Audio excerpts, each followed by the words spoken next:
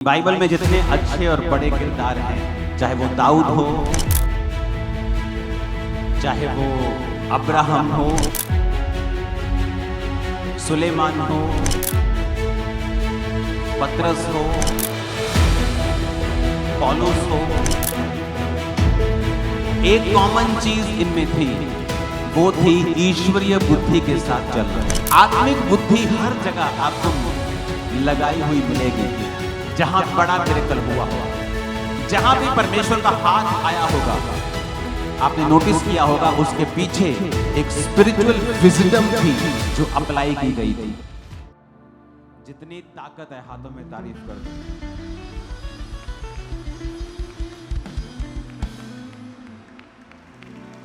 अपने घुटनों पे आओ और अपने पड़ोसी से कहो, ध्यान से सुनना। तू आज अपनी मर्जी से नहीं आया है, प्रभु तुझे लेके आए हैं, तो उसके मकसद को पूरा करना और ध्यान से सुनना उसकी मर्जी क्या है। आमीन। आपका स्वागत है जीवित खुदाबंद की हुजूरी में।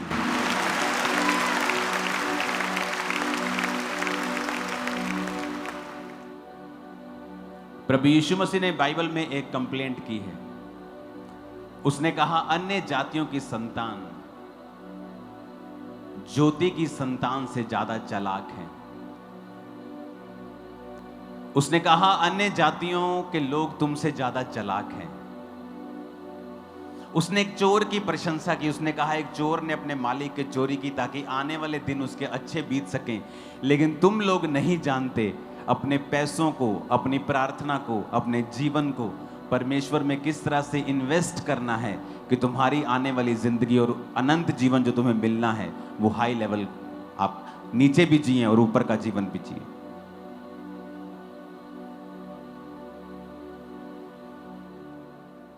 आपने ये बात नोटिस की होगी कि बाइबल में जितने अच्छे और बड़े किरदार हैं, चाहे वो दाऊद हो, चाहे वो अब्राहम हो, सुलेमान हो, पतरस हो, पौलुस हो, एक कॉमन चीज इनमें थी, वो थी ईश्वरीय बुद्धि के साथ चलना। एक कॉमन चीज इन सब में थी, वो कॉमन चीज थी ईश्वरीय बुद्धि। अपने पड़ोसी को बोलो, ईश्वरीय बुद्धि। प्रॉब्लम कहां है? प्रॉब्लम यह है कि हम जब लोगों की टेस्टिमनी को सुनते हैं, हम उनकी स्टोरीज को नहीं सुन पाते और फिर हम अपने आप को उनके साथ कंपेयर करने लगते हैं कि मेरे को भी तो यही प्रॉब्लम है, मैं आजाद क्यों नहीं हूं।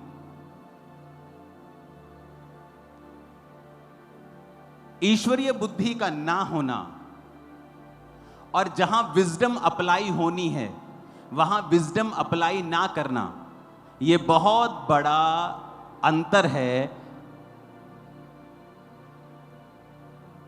कि आप अपनी लाइफ में वो नहीं कर पा रहे जो परमेश्वर करना चाहता है। अगर नियोमी का पति आत्मिक बुद्धि लगाता और यह सोचता कि मैं एक ऐसी जगह पे जा रहा हूं, सेवा के घर को छोड़ के, जहां पैसा तो मिलेगा पर मैं आत्मिक स्टैंडर्ड में गिर जाऊंगा, सेवा से दूर हो जाऊंगा, पर उसने वहां स्पिरिचुअल विजडम का प्रयोग नहीं किया और एकदम से उसकी लाइफ में गिरावट नहीं आई। सालों लग गए उसको मरने में, उसके बच्चों को मरने में सालों लग गए उस गिरावट में, लेकिन वो गिरना उसी दिन से शुरू हो गया था जब उसने अपने शरीर से सोचा और आत्मिक बुद्धि से नहीं सोचा। और रूत महीनों बाद बोअज से उसकी शादी हुई, लेकिन वो उसी दिन बढ़ना शुरू हो गई थी जिस दिन उसने अपनी आत्मिक बुद्धि लगाई थी और कहा था कि मैं अपनी सास के साथ ही रहूंगी ताकि मुझे यहोवा परमेश्वर की आराधना करना नसीब हो। दाऊद आत्मिक बुद्धि, आशीष नहीं थी, भाइयों की लाइफ ज्यादा आशीषित थी, पर फिर भी वो परमेश्वर के साथ वफादार था। आत्मिक बुद्धि। आज लोग पैसा मांगते हैं, मिनिस्ट्रीज में लोग बोलते, पास्टर्स हमें परमेश्वर रास्तों को क्यों नहीं खोलता? क्योंकि तुम लोग कभी भी टाइथ नहीं बोते हो। इस दुनिया का सबसे बड़ा स्टेडियम, दुनिया का सबसे बड़ा स्टेडियम, लोग बोलते हैं गुजरात में, कोई बोलता है नॉर्थ कोरिया में है। अब रिकॉर्ड ब्रेक होने वाला है। दुनिया का सबसे बड़ा स्टेडियम नाइजीरिया की एक चर्च बना रही है, दुनिया का सबसे बड़ा स्टेडियम। और उस पास्टर की टेस्टिमनी क्या है? वो अपना पर्सनल टाइथ और चर्च का टाइथ दोनों निकालता है। कहता मुझे फिर लोगों की ओर देखने की जरूरत नहीं पड़ती, मैं वफादार खुदा के साथ रहता हूं, उसके पैसों के साथ रहता हूं, और परमेश्वर मुझे सप्लाई देता है और असीमित सप्लाई देता है। कई बार हम परमेश्वर के वचनों को बाय फेथ अप्लाई नहीं कर पाते, जिसकी वजह से आप एक लिमिटेड सोर्स के अंदर रहते हैं। कई पास्टर्स को परमेश्वर सामर्थ्य देता है, थोड़ी सी हीलिंग होती है, तब वो बड़ी बड़ी मिनिस्ट्रीज को अटैक करने लगते हैं। परमेश्वर कहता बस अब मैं तुझे ज्यादा नहीं दूंगा। कई पास्टर्स की लाइफ में हीलिंग का वरदान है, लेकिन उनकी चर्च कभी एक लेवल से ऊपर नहीं जाती, उनकी अनॉइंटिंग नहीं जाती। क्यों? जैसे ही कुछ बड़ा काम वो करते हैं, सेकेंड डे वो दूसरी मिनिस्ट्रीज पे अटैक करना शुरू करते हैं। और प्रभु कहता है अगर मैं तुझे इतना दे रहा हूं और तू अटैक कर रहा है, अगर मैं तुझे ज्यादा दूंगा तू अपने आप को परमेश्वर समझ लेगा। इसलिए मैंने आपको कहा था कि जो सामर्थी लोग हैं वो हर बार जवाब नहीं दे पाते। 100 में से 99 बार, 100 में से कई बार 100 बार भी वो जवाब नहीं दे पाते। क्यों? क्योंकि उन्हें पता है उन्हें सामर्थ्य के काम करने हैं, वो नहीं कर पाएंगे अगर संसारिक लड़ाई झगड़ों में वो फंसेंगे। आत्मा में कोई जवाब देना हो मैं दे दूंगा, लेकिन आप कुछ बोलेंगे कुछ मेरे खिलाफ, उसका मेरे पास कोई जवाब नहीं होगा, क्योंकि मुझे परमेश्वर के सामने सीधा रहना है। हालेलुया। आत्मिक बुद्धि हर जगह आपको लगाई हुई मिलेगी, जहां बड़ा मिरेकल हुआ होगा, जहां भी परमेश्वर का हाथ आया होगा। आपने नोटिस किया होगा उसके पीछे एक स्पिरिचुअल विजडम थी जो अप्लाई की गई थी। नमान गोडी को कहता अलीशा जा 7 डुबकियां मार ले। आत्मिक बुद्धि से नहीं सोचा, शारीरिक बुद्धि से सोचने लगा, भाग गया। उसका सेवक कहा कितनी मुश्किल बात है, कर ले तो। आत्मिक बुद्धि लगाई, वो किया, बच्चे के समान स्किन होकर वापस आ गया। जब भी आपको परमेश्वर का हाथ चाहिए, आपको आत्मिक बुद्धि लगानी पड़ेगी वहां। शारीरिक बुद्धि नहीं, किसी को बताना नहीं, मेरी जॉब खतरे में आ जाएगी। चर्च में जाते हैं, मिरेकल भी हो गए, बपतिस्मा नहीं लेना, शादी कहां करेंगे? तुम एक मूर्ख हो, परमेश्वर की निगाह में तुम मूर्ख हो। संसारिक दृष्टि से तुम बुद्धिमान हो, सियानपना चल रहे हो, पर परमेश्वर के सामने तुम एक मूर्ख हो। जब तुम आत्मिक बुद्धि लगाओगे तभी परमेश्वर का हाथ तुम्हारे ऊपर प्रकट होगा। हन्ना क्या करती थी? शारीरिक बुद्धि लगाती थी। जब बच्चा नहीं होता था कुड़ती थी, चिल्लाती थी, कलेश डालती थी, अपने हस्बैंड को बोलती थी। हस्बैंड कहते मैं कौन सा परमेश्वर हूं, मेरी दूसरी पत्नी के हो रहे हैं, तेरे नहीं हो रहे। तो यहोवा ने तेरी कोख को बंद किया हुआ। और एक दिन हन्ना ने आत्मिक बुद्धि लगाई, प्रभु के भवन में गई, बिलख बिलख कर प्रार्थना करने लगी।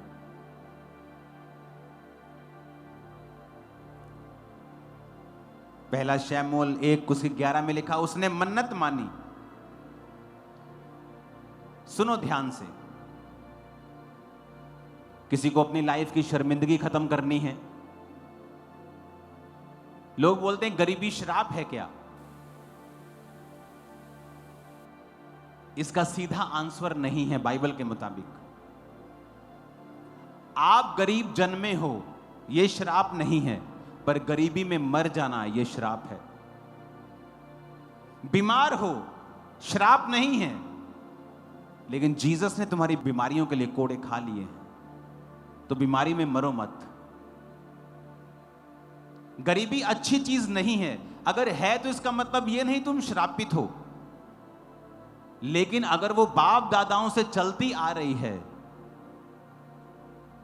रीजन क्या? टाइथ ना देना, वफादार प्रभु के साथ ना रहना, अगर वो उस कारण है तो फिर वो एक श्राप है, वो एक ब्लेसिंग नहीं है।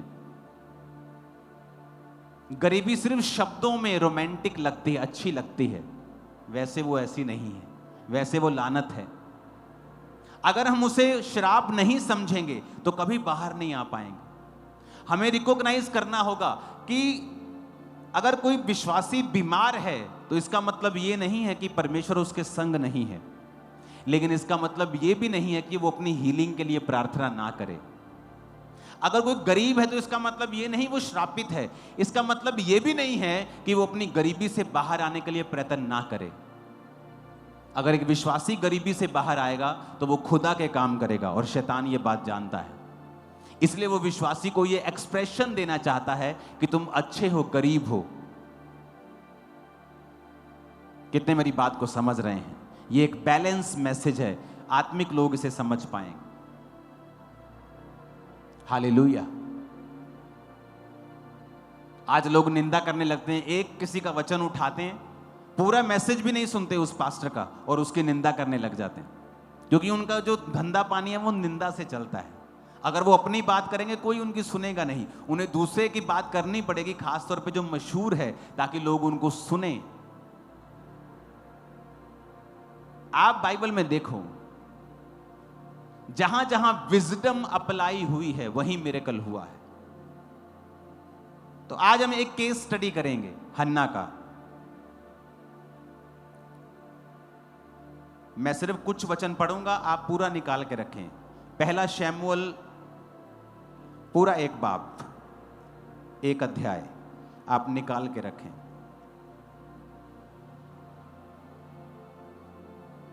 आठ आयत में लिखा, उसके पति एल्काना ने कहा, हे हन्ना, तू क्यों रोती है और खाना क्यों नहीं खाती?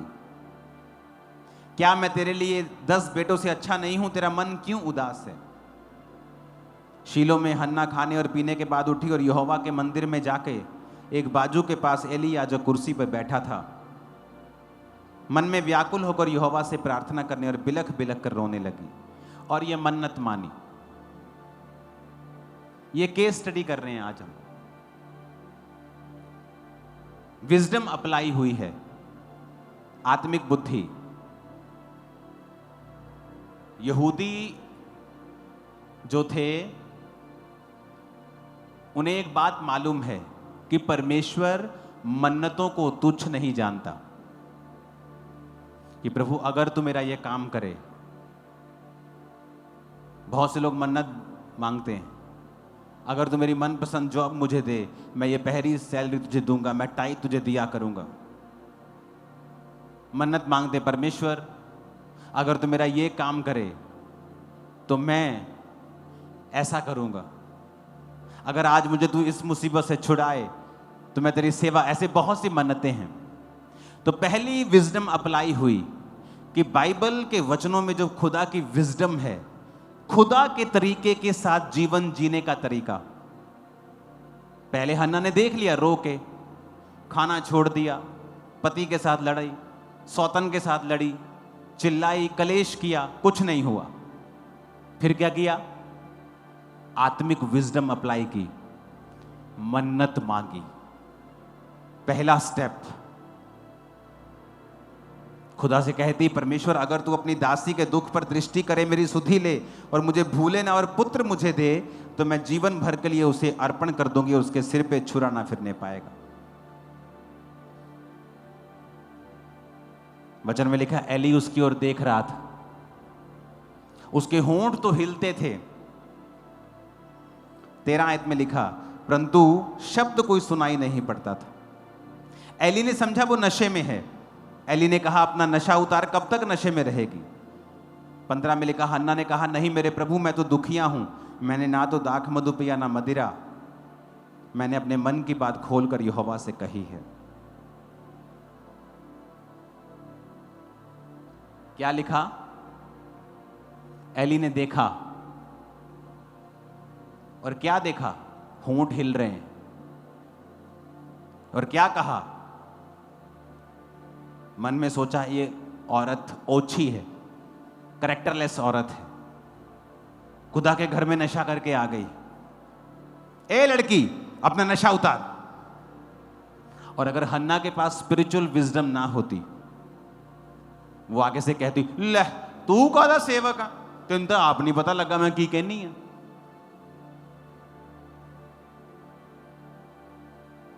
एक सेवक एक आदमी भी है। उसने उसे परखने में गलती की, पर फिर भी वो खुदा का सेवक ही ठहराएगा, उसका अभिषिक्त ही ठहराएगा। लेकिन हन्ना ने गलती नहीं की ये कह के कि क्या तू आत्मिक नहीं है, क्या तुझे जांच नहीं है, क्या तू जांच नहीं पा रहा कि मैं तो दुखिया हूं। उसने कोई टांच नहीं मारी। उसने कहा, हे मेरे प्रभु, 15 में ह्यूमिलिटी, नम्रताई। किसी वॉलंटियर ने गलती कर दी, आप वीडियो बनाने लग जाते हैं क्योंकि आप नम्र नहीं हैं, आपके अंदर स्पिरिचुअल विजडम नहीं है, आपको प्रभु के घर की इज्जत की, प्रभु की इज्जत की, अपनी इज्जत की कोई परवाह नहीं है। हन्ना ने कहा, मेरे प्रभु मैं तो दुखिया हूं, ना मैंने शराब पी ना दाख मधु, पर मैंने मन खोल के अपनी बात यहोवा से कही। मुझे ओछी स्त्री ना जान, मैंने शोकित होने और चिढ़ाए जाने के कारण ये सब कहा है। एली ने कहा, कुशल से चली जा, इज़राइल का परमेश्वर तुझे मन चाहा वर दे। चाहे उसे परखने में गलती लग गई, पर उसके शब्द अभी भी पावरफुल हैं। और जैसे ही उसने ये शब्द कहे, कुछ ही हफ्तों में हन्ना प्रेग्नेंट थी।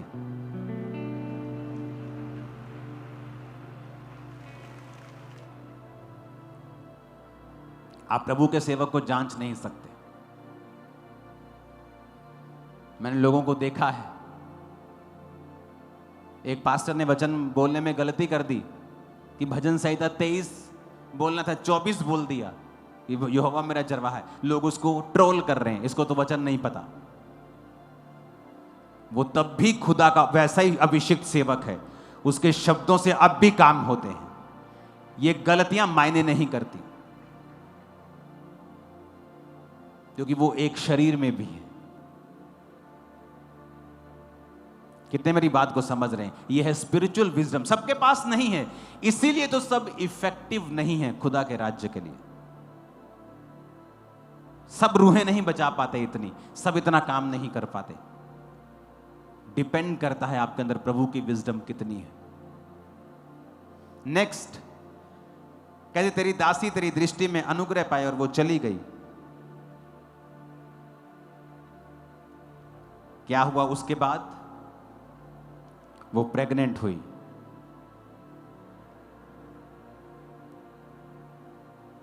एक और बात बाइबल में लिखी है,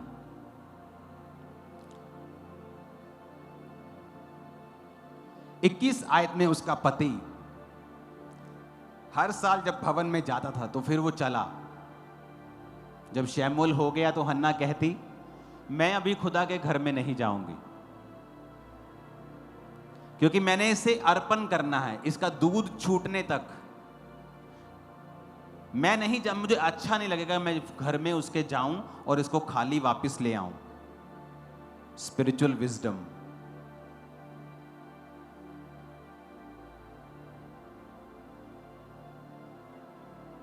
शाऊल गधियां ढूंढने के लिए गया, गधियां नहीं मिली। उसके सेवक ने कहा, यहां एक नबी रहता है, चलें उसके पास। कहता, हमारे पास कुछ देने के लिए नहीं है। शाऊल क्यों चुना गया? उसके अंदर एक स्पिरिचुअल विजडम थी कि अगर परमेश्वर के घर में, परमेश्वर के दास के सामने जाना है तो खाली हाथ नहीं जाना। उसके दास की कोई डिमांड नहीं है। इसहाक ने कहा, जा बेटा मेरे मन पसंद का खाना मुझे बना के दे, तब मैं तुझे आशीर्वाद दूंगा। इसहाक कोई गरीब इंसान नहीं था, खरबों का मालिक था। ऐसे वो 50 तरह के खाने बनवा सकता था, लेकिन ये एक स्पिरिचुअल विजडम है कि जब आप फादर की लाइफ में बोते हैं, आप कुछ लेते हैं उससे। जहां भी काम हुआ, स्पिरिचुअल विजडम अप्लाई हुई होगी, चेक कर लेना बाइबल में। हालेलुया। तो शाऊल चांदी का टुकड़ा लेके नबी के सामने गया। Spiritual wisdom. हन्ना खाली हाथ नहीं गई, कहती मैं नहीं जाऊंगी। और जब कुछ ही महीने में उसका दूध छूट गया, वो उसको चढ़ा के आई। एक और बात, क्यों शमूएल एक प्रभावी सेवक बना?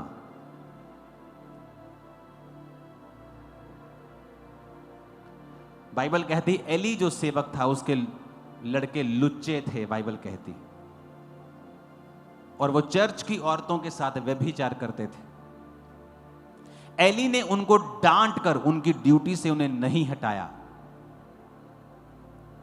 पर शमूएल ने कभी भी एली को बुरा भला नहीं कहा। Spiritual wisdom. प्रभु ने एली का न्याय किया, गॉड्स जजमेंट। हर साल हन्ना और उसका पति उस भवन में आते थे जिस तरह पहले आते थे। हन्ना का बेटा वहां पे था, पर हन्ना ने 3 महीने में उस परमेश्वर के घर को विजिट नहीं किया। आज लोग परमेश्वर के घर में अपना बच्चा दे देंगे, हर 1 महीने में फोन करेंगे, ठीक है तू ठीक है, तुमने रोटी मिलती है? कि कब आपका वीक मोमेंट आए और आपको सेवा से दूर कर लिया जाए। बड़े से बड़े बिलियनर्स की लाइफ में भी वीक मोमेंट्स आते हैं। एलिया की लाइफ में भी वीक मोमेंट आया जब वो मौत मांगने लगा। पतरस की लाइफ में वीक मोमेंट आया जब उसने प्रभु का इनकार कर दिया। आप सेवा करेंगे, बहुत सी घटनाएं आपके साथ होंगी, जायज भी हो जाएंगी, कुछ नाजायज भी हो जाएंगी, शैतान भी कर देगा।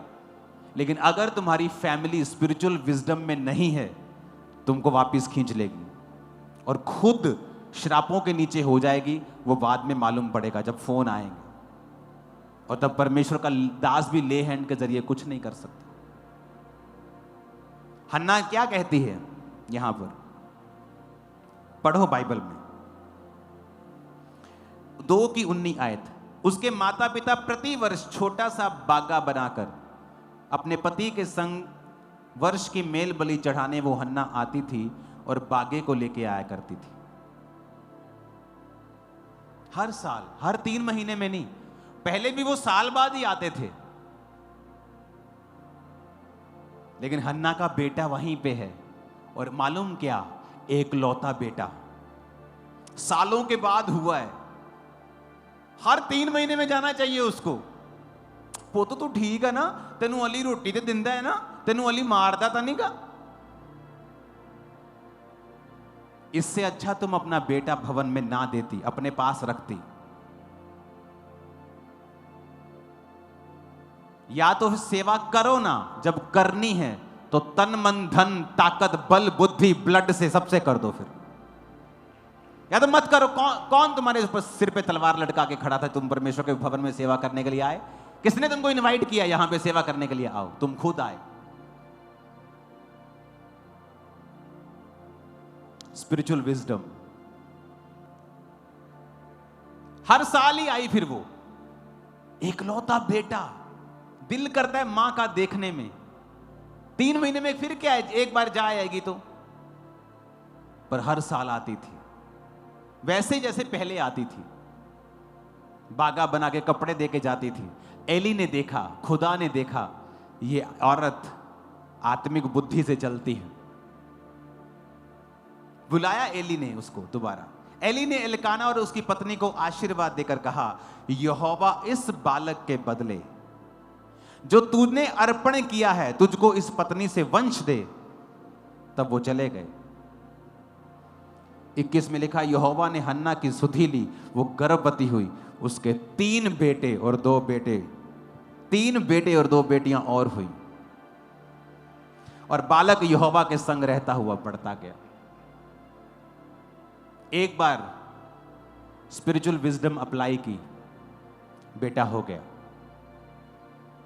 फिर उसको अप्लाई किया, रोज रोज उसका पता लेने नहीं गई, हाय मेरा पुत्र, हाय मेरा बेटा, ठीक तो है ना? एली के पुत्र लुच्चे हैं, कहीं मारते तो नहीं उसको? अरे यहोवा के घर में तुमने भेजा है, जिसके घर में भेजा है वो संभाल लेगा तुम्हारे बेटों को। स्पिरिचुअल विजडम सबके पास नहीं है। एली के अंदर एक कमी थी, अपने बच्चों को सुधारा नहीं उसने, लेकिन फिर भी शमूएल उसके अधीन था। और सोचो, जो परमेश्वर के सामने निष्कलंक होकर चलना चाहे, उसके अधीन आपको कितना होना चाहिए।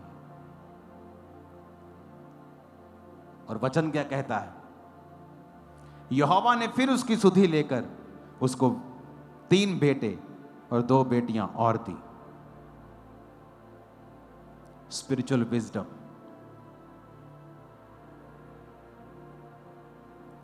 अगर आपने खुदा को कोई चीज दे दी है तो भरोसा रखें, परमेश्वर के ऊपर छोड़ दें सब कुछ।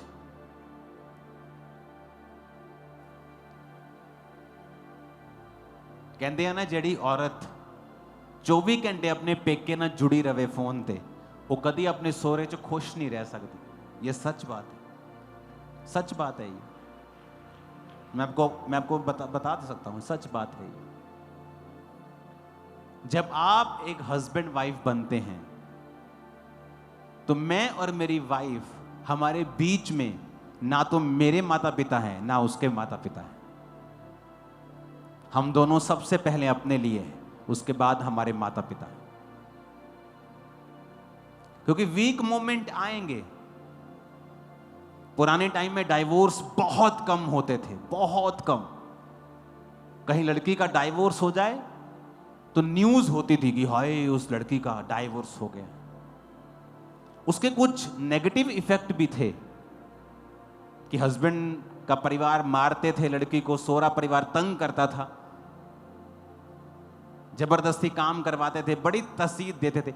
साइड इफेक्ट भी थे, लेकिन घर बना रहता था। क्योंकि अगर हर टाइम आप फोन पे, अगर मैं अपनी मम्मी के साथ 24 घंटे जुड़ा रहूं, मेरी वाइफ के साथ मेरी बन नहीं सकती।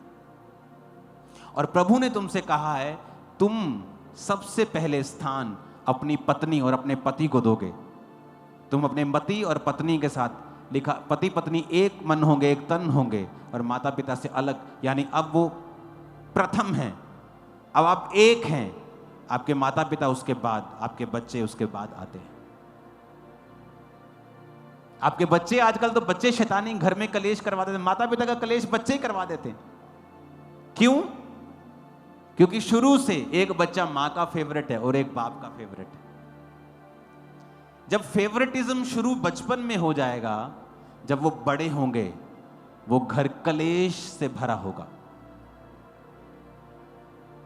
आपके बच्चे माता और पिता दोनों से प्यार करने वाले होने चाहिए। चाहे 4 बच्चे हैं, माता पिता के सभी फेवरेट होने चाहिए।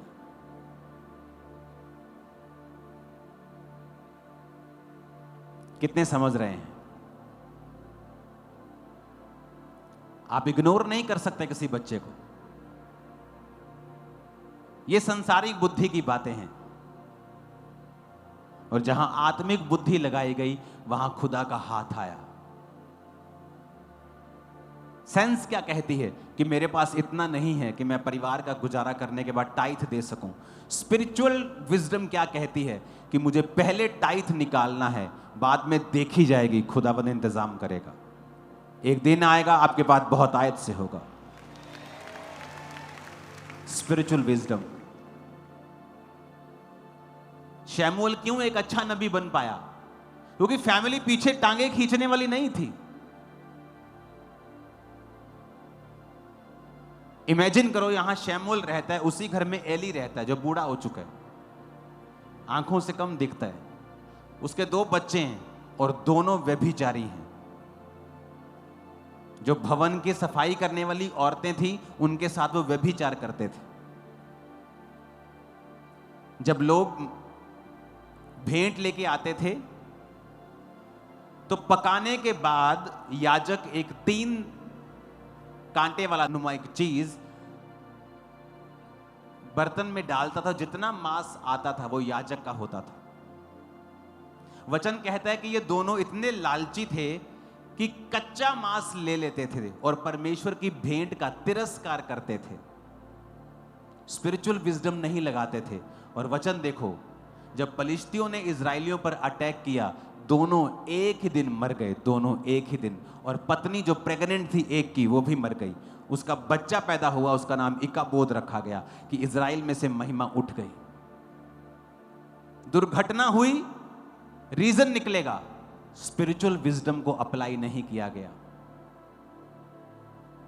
कोई बड़ा कांड हो गया, बड़ा एक्सीडेंट हो गया, स्पिरिचुअल विजडम को अप्लाई नहीं किया गया। कितने मेरी बात को समझ रहे हैं? शमूएल अच्छा नबी क्यों बन पाया? उसको नहीं मतलब था एली के जीवन में क्या चल रहा है, उसके बच्चे उसकी बात नहीं। उसको मतलब था कि प्रभु ने मुझे यहां रखा है और प्रभु ने उसको ये साबित किया कि तू सही कर रहा है। कि जब यहोवा ने उससे बात की तो उसके मेंटर की आवाज में की। इसीलिए यहोवा जब बोलता था शमूएल शमूएल, वो भाग के मेंटर के पास, एली के पास जाता है। एली आपने पुकारा? नहीं, मैंने नहीं पुकारा।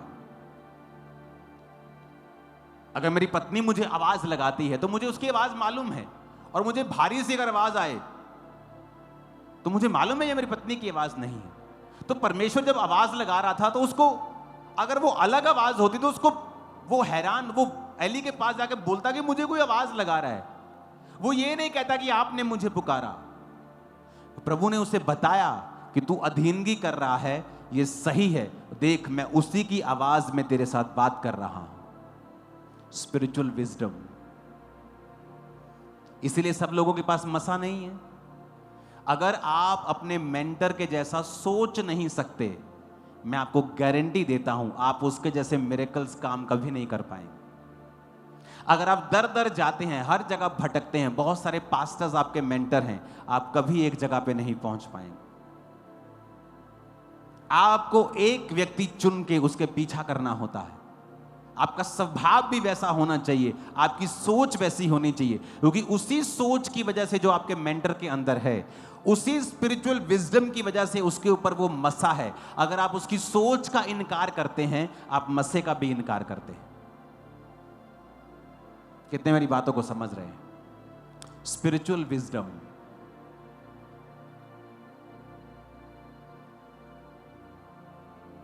लड़ाई झगड़ों में ना पड़ना, स्पिरिचुअल विजडम। जब मैं परमेश्वर में आया तो मेरा बिजनेस था टाइल्स का। आज बहुत से लोग हैं, अगर आप नडाला बेगोवाल की साइड पे चले जाएं, जिन्होंने हमारा लाखों रुपया देना है। आज मेरे पास पावर है, सरकार में पहुंच है, मैं पैसा वापस ले सकता हूं। मैं लड़ाई झगड़े में नहीं पड़ा तब, क्योंकि मुझे प्रभु का काम करना था। स्पिरिचुअल विजडम, प्रभु को आगे रखना, स्पिरिचुअल विजडम, आत्मिक बुद्धि है।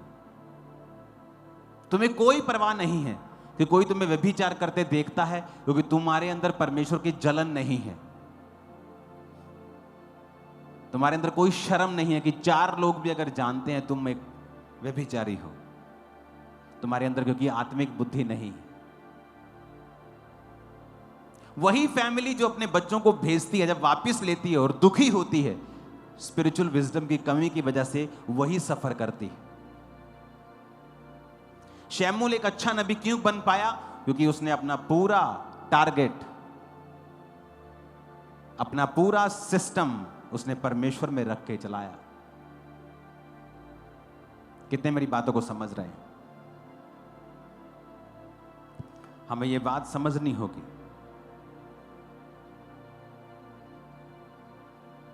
संडे में आपसे बात करूंगा इसको हासिल कैसे करना है, क्योंकि ये एक तरीके से हासिल नहीं होती। आज मैंने आपको बताया है क्यों जरूरी है, क्योंकि स्पिरिचुअल विजडम हर एक बड़े मिरेकल के पीछे आपको खड़ी मिलेगी। हर एक बड़ा बदलाव जो किसी व्यक्ति की लाइफ में हुआ है उसके पीछे आपको एक स्पिरिचुअल विजडम मिलेगी। अगर वो नहीं है तो वहां बदलाव भी नहीं है। वो दाऊद ने इस्तेमाल की, सुलेमान ने इस्तेमाल की। परमेश्वर के घर में जाते जाते वेट नहीं की, रास्ते में 1000 होम बलियां चढ़ा दी। आज अगर एक भेड़ की कीमत 10,000 या 20,000 है तो लगा लो कि 2 करोड़, एक 2 करोड़ की भेड़ें रास्ते में चढ़ा दी। अभी तो भेड़ चढ़ानी है, अभी तो रास्ते में चढ़ा दी। प्रभु उसका दिल देखकर खुश हुआ कि मेरे लिए इसने कुछ रख छोड़ा नहीं। Spiritual wisdom. उसी रात सपना आता और प्रभु कहता है मांग तुझे क्या चाहिए। हर बड़ा बदलाव आत्मिक बुद्धि को चलाने से हुआ है। वचन को पढ़ो, जो कहता है करो, यही आत्मिक बुद्धि है। पहला काम वचन पढ़ना, जो कहता है उसे करना, अपना दिमाग अपनी सेंस प्रयोग में ना लाना। कितने मेरी बातों को समझ रहे हैं? अपने पड़ोसी को बोलो आत्मिक बुद्धि लगा, तू सेम नहीं रहेगा। फिर से कहो आमीन।